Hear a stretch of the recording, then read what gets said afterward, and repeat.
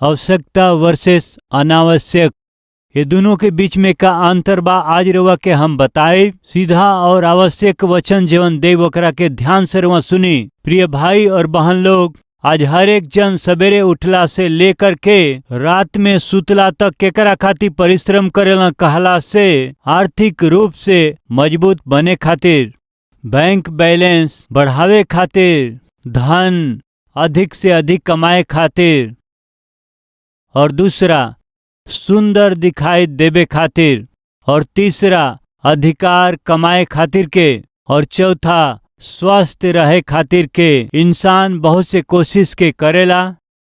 जौन संदेश आज दिहल चाहत हैं ओकर महत्वपूर्ण विषय हवे धन संपत्ति से बढ़ के, सुंदरता से बढ़ के, अधिकार से बढ़ के, स्वास्थ्य से बढ़ के हम सब खातिर अति महत्वपूर्ण बा आत्मा के उद्धार।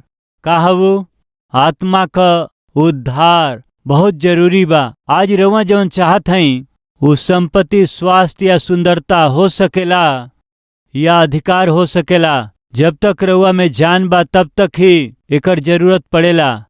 बाकी मरला के बाद में आपके संपत्ति, आपके सुंदरता, आपके स्वास्थ्य या पदवी, इस सब रउरी साथे आवे के चांस बिल्कुल ना है। नंबर 1, राउर मौत हो गई समझ लें। मौत के बाद तुरंत बहुत ही सुंदर दिखाई देवे वाला वो चेहरा राउर कैसन हो जाला, अपना सुंदरता के खुआ देवेला। और कुछ लोग के चेहरा तो बहुत सूझ जाला, और कुछ लोगन का चेहरा मर जाइला के बाद बहुत ही बेकार हो जाला। दूसरा, एगो बीमार व्यक्ति के पीछे धन खर्चा होखेला, ओकरा बाद में मौत भी हो जाला। यदि उनकर मौत हो गई सोचिला संपत्ति साथ में जाई का? चाहे हाथ में सोना के कड़ा पहनले होखे, ये हाथ में कड़ा और ये हाथ में कड़ा, 4 गो अंगूठी, कुछ एहू में अंगूठी पहनेलन जा, 5 गो अंगूठी, कान में बाली, गला में चैन, वो पूरा शरीर में पहनले रहेलन। बाकी बक्सा में रखत समय पता नहीं अंगूठी के का भइल, गला के चैन बेटा लिहले कि बेटी लिहली या पत्नी, एक दूसरा के पता भी ना चलेला, सब कुछ गायब कर देवेलन। एक और रोवत रहिहन जा, जौन खींचे के चाहे खींच लेलन। हाँ, कुछ लोग कहेलन उनके ऊपर गिर के मत रोवे के कहा, देखा तू देखत रही ऊपर गिर के रोवत धीरे से चैन उड़ा दी है। ही का हवे प्रिय, यहाँ मनुष्य मर गईल हवे, बाकी उनकर लोग उनकर जेवर खींचे में लागल हवे। बाकी इंसान संपत्ति खातिर परिश्रम करता, सुंदरता खातिर परिश्रम करत हवे, अधिकार खातिर परिश्रम करत हवे। बाकी रौरी मरला के बाद जे रउआ के सुख देई, रौरी मरला के बाद जे रउआ के सुनहरा भविष्य देई, ऊ हवे रौरी आत्मा के उद्धार। ये आत्मा के उद्धार यानी आत्मा के बचावल हवे। रउआ के नरक जाए के रहे, बाकी रउआ नरक ना जाके स्वर्ग जाए। ये कैसे संभव भइल? प्रभु यीशु मसीह पर विश्वास कैला के जरिए ये संभव भइल। यदि रउआ अपना कैल पाप के कारण नरक में नहीं जाए चाहत और दंड रउआ नहीं पावल चाहत, तो एक ही मार्ग हवे, वो हमें यीशु मसीह, प्रिय यीशु मसीह क्रूस पर रउआ खातिर लहू के बहौले हमें। क्रूस पर प्रभु रउआ खातिर मरल हमें, कीमत चुकौले हमें। यही से रौरी ऊपर कोनो दंड ना हवे। रोमियो के पत्री 8वां अध्याय ओकर पहला वचन, अतः अब जवन मसीह यीशु में हमें उन पर आज्ञा का लिखल बा ना हवे। यदि रउआ यीशु में हई और यीशु रउआ में हमें, तो रउआ में दंड के आज्ञा ना होई। पाप करे वाला हर एक आदमी पाप के गुलाम हवे। हर एक इंसान जौन पाप के गुलाम बा उ नरक में जाए के बाटे बाइबल अनुसार। ऐसे पाप करे वाला हर एक व्यक्ति पाप के कारण ही वो दंड पावे खातिर उनकरा के नरक में जाए के पड़ी, ऐसे बाइबल बतावेले। मसीही समाज हम और रउआ नरक में जाए यही खातिर प्रभु यीशु मसीह ना आइले, बल्कि हमके रउआ के नरक के आग से बचावे खातिर यीशु मसीह अइले। पाप हमहन कइली जा, दंड हमनी के मिले के चाही, बाकी वो दंड के सह न पावे के, यही से यीशु मसीह हम सब के कईल पाप के कारण जवन दंड हमनी के मिले के रहल अपना ऊपर उठा लिहले। हम सब लोग पाप कैले हैं जा, हम सब के पाप के बदले दंड मिले के रहल। ये दंड से हमनी के बचे के हवे त स्वेच्छा से देवे वाला यीशु मसीह के क्षमा के हम सब के पावे के बाटे, हमनी के कबूल करे के बा। बाइबल का बतावे ले कि जितना लोग उनकरा के यूहन्ना 1:12 के रुआ अंडरलाइन कर लें, जितना लोग उनके कबूल करें वो सब के, यानी कि जे ओकरा नाम पर विश्वास करेला वो सगरी लोगन के परमेश्वर के संतान भइला क उ त अधिकार दिहले। जे केहू यीशु मसीह के कबूल करेला उ का बन जाला? प्रभु यीशु के संतान। भाई सुनत हई, बहन जी सुनत हई, रउआ यीशु मसीह के उद्धारकर्ता ग्रहण कइला पर परमेश्वर का करेला जानत हई? रउरी आत्मा के ऊपर में मोहर लगावेलन। का हऊ मोहर? ये हमार बेटा हमें, ये हमार बेटी है, मोहर लग जाला।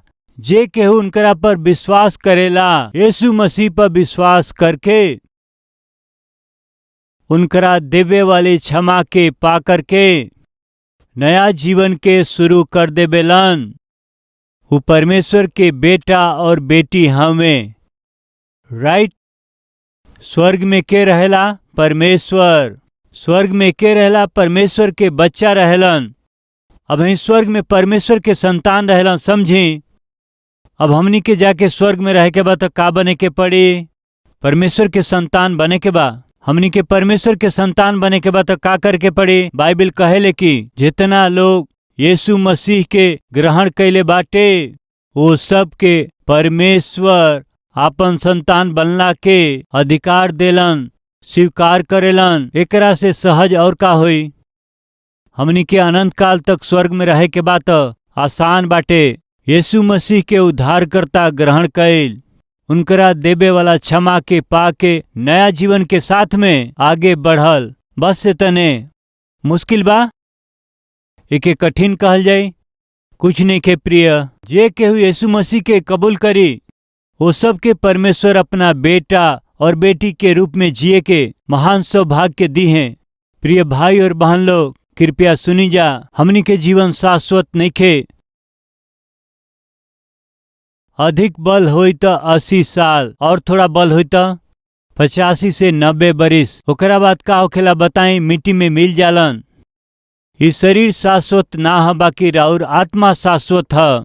रउरी मरला के बाद आत्मा नरक में ना जाओ तो ये धरती पर रउआ के यीशु मसीह पर विश्वास करे के पड़ी। प्रभु के देवे वाला वो नया जीवन के रउआ के पावे के पड़ी। जे यीशु मसीह पर विश्वास करेला वो पाप के ऊपर जय पावेलन। जे यीशु मसीह पर विश्वास करेला वो बुरा आदतन पर जय पावेलन। कई बेर हमन गवाही में देखे ली जा, एगो आदमी बहुत बड़ गुंडा रहले, रास्ता में छिप के वो लोगन के मार के उन लोगन से पैसा लूट के उनसे धन कमात रहले। वो का कहत हमें? प्रभु हमरा जीवन के बदल दिहले। एक समय रास्ता में छिप के बैठत रहली, लोगन के लूट के धन कमात रहली हम, बाकी आज मेहनत करके हम ऑटो चलावत हई और रविवार में आके हम सेवा में भागी होत हई। परिवर्तन। एगो और भाई गवाही देत हमें, हम पी करके शराब के नशा में हम रोड के किनारे पड़ल रहत रहली, पत्नी बच्चन पर ध्यान ना देत रहली, परिवार पे ध्यान ना देत रहली, मनमर्जी से अपन जीवन बितौली। बाकी एक दिन कलवरी आवाज के हम यीशु मसीह के वचन के सुनली और कलवरी टेम्पल में हम अली। हम कितना बिगड़ल रहली हम समझ गईली और हम प्रभु से प्रार्थना कैली हमरा जीवन के सुधारी। प्रभु हमके दर्शन दिहले, पुराना गंदा जीवन के सुधार दिहले, शराब से हमके छुटकारा दिहले। आज मेहनत से काम करत हई। जौना मिठाई के दुकान में 300 रुपया रोजी के रूप में हम काम करते रहली, उन्हीं के हम मिठाई सप्लाई कर सकी, इतना प्रभु यीशु मसीह अनुग्रह कैले। एगो दूगो दुकान में नहीं, लगभग 50 से 60 दुकान में हम मिठाई सप्लाई कर सकी। प्रभु हमरा के अनुग्रह दिले। पुराना जीवन के हम छोड़ दिले, काहे कि यीशु मसीह हमारा जीवन में आ गईले। आज रउआ में से कितना लोग हिम्मत से कह सके यीशु हमारा जीवन में आइल हमें, यही से हम अपना पुराना जीवन के छोड़ देले हई। कहे वाला हाथ दिखावे। हम अपना पुराना जीवन के छोड़ देले हई, प्रभु हमारा जीवन में आइल हमें। धन्यवाद प्रिय भाई और बहन लोग। रउआ के खुशखबरी कहा, खुशखबरी आपका नाम स्वर्ग में जीवन के किताब में यानी स्वर्ग में निवास करे वाला लोगन में राउर नाम बा। कितना महान आशीष है। इस संसार के यात्रा खत्म कैला के बाद स्वर्ग में निवास करे वालन के एगो लिस्ट बा। समय समय पर परमेश्वर वो किताब में उनकर नाम लिखत हमें। जे हाथ देखौले ह भाई और बहन लोग, राउर नाम प्रभु लिखले बाड़े। अनंत काल तक हमारा साथ रह जात हमें। मरला के तुरंत बाद स्वर्ग आ जाई। परमेश्वर लिखत हमें। ई जरूरी बाटे, ई निश्चयता जरूरी बा, ई हिम्मत और विश्वास जरूरी बाटे। संपत्ति से बढ़ के, सुंदरता से बढ़ के, अधिकार से बढ़ के, स्वास्थ्य से बढ़ के आत्मा के उद्धार जरूरी बाटे। आज हमनी में बहुत से लोग सुंदर दिखाई देवे खातिर बहुत कोशिश करेलन, सुंदर दिखाई देवे खातिर बहुत से उपाय करेलन। सुंदर रहल गलत ना ह, परमेश्वर के दिया सुंदरता के रक्षा कैल गलत ना ह। बाकी वो सुंदरता खातिर कितना परिश्रम करेला, ओकरा खातिर प्लास्टिक सर्जरी करेला, सुंदरता खातिर कितना ऑपरेशन करावेला, कितना ही सर्जरी काहे खातिर बहुत सुंदर दिखाई देवे खातिर के। कुछ लोग तो अपना सुंदरता से ही जिएलन, सुंदरता के दाव पर लगा के जिएलन। उनकर सुंदरता ही उनकर लागत हवे। ओके ऐसे कहेलन स्किन बिजनेस उ कहेलन। का करेलन? अपना शरीर से व्यापार करेलन, अपना देह के एगो वस्तु के रूप में बेच देवेलन। सुंदरता खातिर बहुत परिश्रम करेलन। बाकी सुंदरता कुछ दिन के बाद उम्र होते होते सुंदरता भी ढले लागेले। बड़ा बड़ा महान प्रख्यात हीरो और हीरोइंस एगो स्तर में अला के बाद वो बाहर आके केहू के दिखाई दिहला के इच्छा ना कैले। कारण जानते हैं का बात है? इतना सुंदर दिखाई देवे वाली हीरोइन ऐसन हो गई बाड़ी, इतना सुंदर दिखाई देवे वाला हीरो काहे ऐसन हो गई बाड़े? सोची है यही खातिर घर से बाहर निकलला बिना अकेले ही जीवन बिता के अपना घर में ही गुप्त में जे मरल बाटे। इतिहास में बहुत लोग बा। प्रिय भाई और बहन लोग, आज सुंदरता रुआ खातिर महत्वपूर्ण नहीं खे तो फिर आत्मा का उद्धार, संपत्ति रुआ खातिर महत्वपूर्ण नहीं खे तो फिर आत्मा का उद्धार। काहे कि सुंदरता हो सकेला, संपत्ति हो सकेला, अधिकार हो सकेला, स्वास्थ्य हो सकेला, एक दिन रुआ से दूर हो सकेला, लेकिन आत्मा रुआ के छोड़ के जाए तो कहाँ पहुँचे के बाटे? स्वर्ग में पहुँचे के बा। आत्मा यदि स्वर्ग पहुँचे के बा तो ओकर एक ही उपाय बा, रुआ के धरती पर यीशु मसीह के शरण में आवे के बा। यदि यहाँ यीशु के शरण में रुआ आए तो वो यीशु रुआ के वहाँ पहुँचा दी है। खाली एगो ही बा जवन रउरी जीवन खातिर महत्वपूर्ण बाटे। ये विषय के मत भूली। अलेक्जेंडर द ग्रेट सुनले बानी कहानी।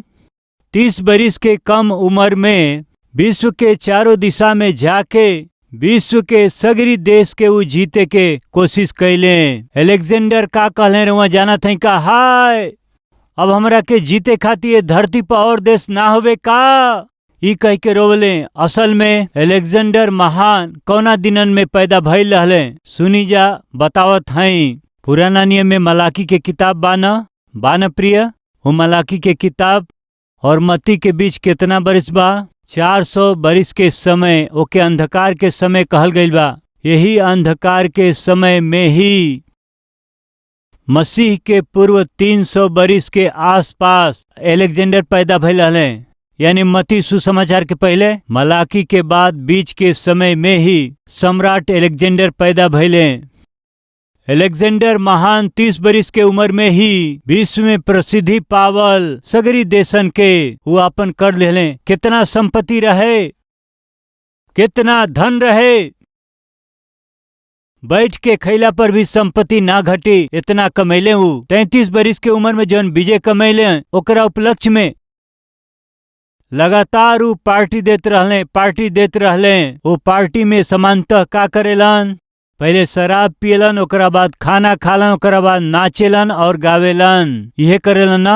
सब एक साथ भोजन करी, ओकरा बाद सब साथ में शराब पी, ओकरा बाद सब नाची गाई, ओकरा बाद लड़की लोग के साथ शर्म के काम करी हैं। यह पार्टी है। जब ऐसे दिन गुजरत रहे, अचानक एगो समाचार मिलल। हुका रहे कि अलेक्जेंडर के स्वास्थ्य बिगड़ गईल बा। कुछ लोग कहत रहे कि उनकर किडनी खराब हो गईल बाटे, और कुछ लोग कहत रहे कि उनकर लीवर खराब हो गईल बाटे। बाकी ज्यादा लोग कहत रहे कि उनके मलेरिया या टाइफॉइड फीवर हो गईल बा। मलेरिया कहाँ होला? एगो मच्छर के काटला से होखेला। सगरी दुनिया पर जे विजय पावल, वो एगो छोटा मच्छर से जीत ना पावले। छोट मच्छर कटला से ही पूरा विश्व के जीते वाला सम्राट बिस्तर में पड़ गए। परमेश्वर वो व्यक्ति के अधिकार दिहले, उनके धन संपत्ति दिहले, परमेश्वर उनके सब कुछ दिहले। बाकी सब कुछ पावल व्यक्ति कभी आत्मा के उद्धार के विषय ना सोचले। मरला के पहले वो अपना मंत्री के बोलौलन। मंत्री अइला के बाद मंत्री से कहत हमें, मंत्री हमके समझ में आ गई हम मरे वाला हैं। मरला के बाद हमरा लाश के बॉक्स में रखवा जाना। रखत समय हमार दोनों हाथ बाहर रखिया जा। काहे राजा तोहरा दोनों हाथ के बाहर काहे रखी?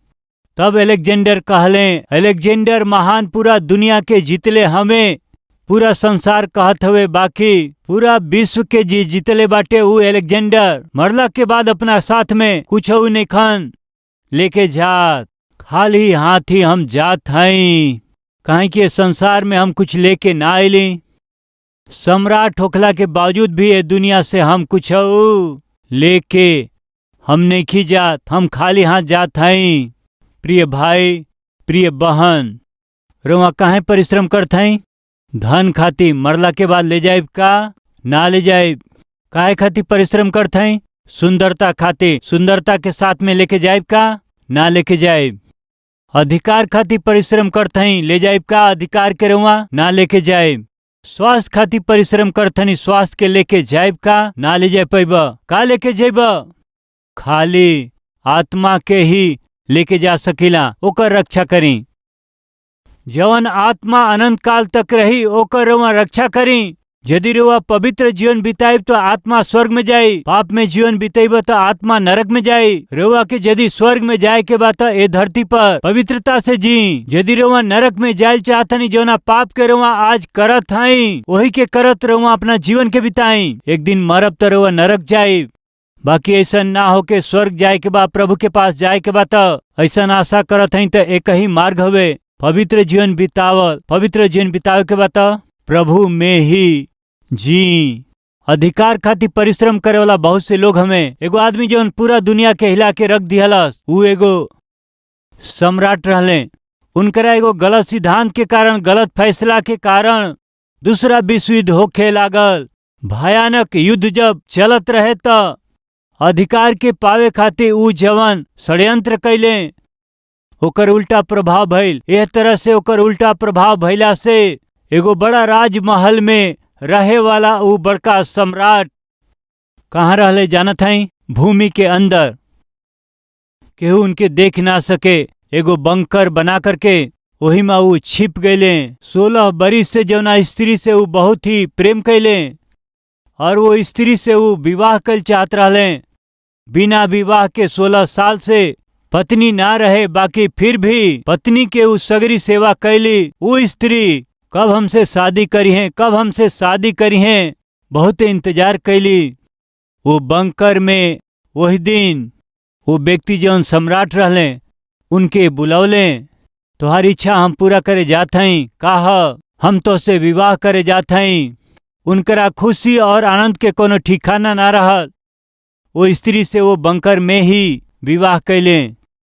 ऐसे विवाह कैला के बाद दोनों मिलके वही बंकर में आत्महत्या कैले।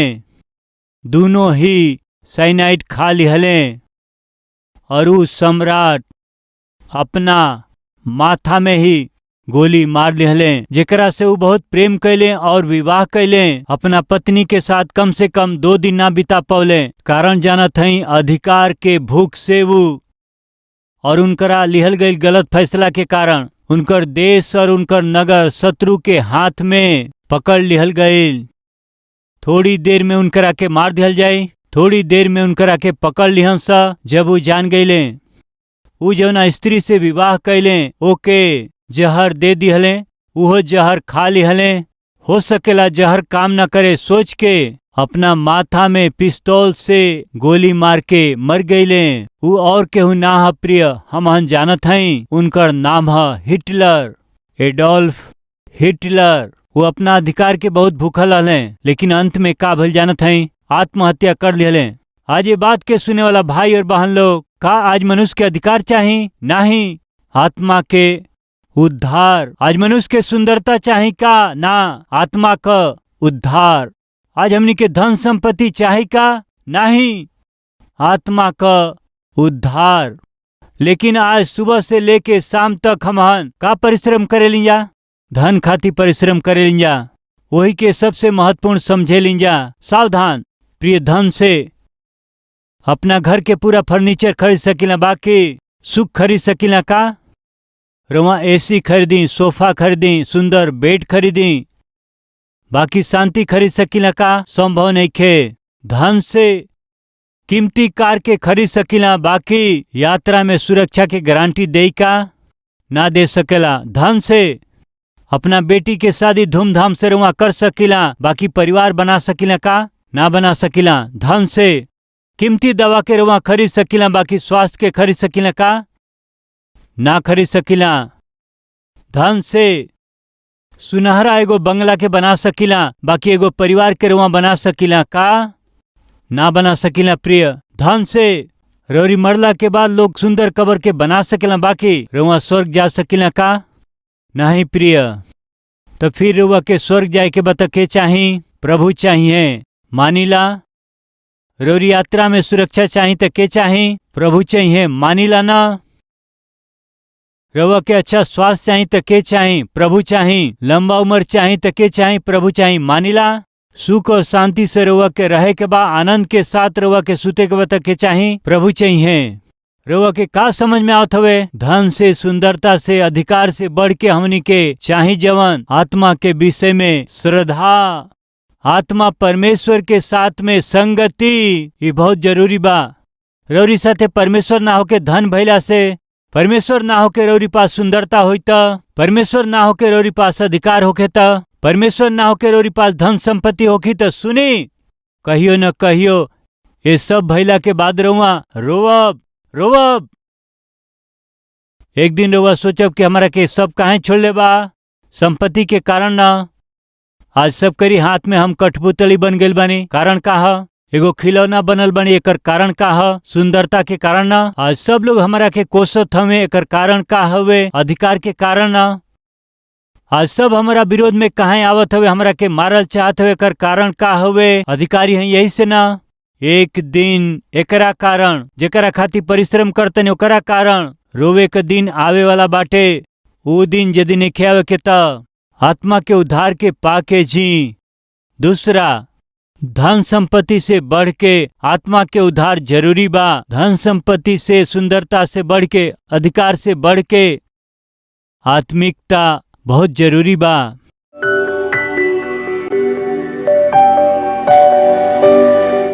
महान पवित्र प्रेमी पिता परमेश्वर बहुत सीधा और साफ हमनी से बात कैली। बोवल ये वचन के फलवंत करके हर एक के हृदय में आत्मिकता के बढ़ाई। हमनी के आत्मा के उद्धार चाहिए। हमनी के जरूरत है आत्मिकता, सुंदरता से, अधिकार से, संपत्ति से बढ़ के पिता बहुत जरूरी हवे। आत्मा के उद्धार बहुत जरूरी हवे। रौरी साथे संगति के आत्मिकता, ऐसन आत्मिकता के साथ हमनी के बढ़े के बा। ये समय हमनी का अपना आप के रोवा के सौंपत हई। सिर से एड़ी तक जो ना हमनी के जीवन में प्रभु कमी बाटे, पाप हो के क्षमा करके, माफ करके, अपना लहू में हमनी के धो के, शुद्ध करके, निरंतर रोवा के ग्रहण योग्य, महिमा के योग्य हम जी सकी सहायता करें। यीशु के नाम से मांगत हैं पिताजी, आमीन।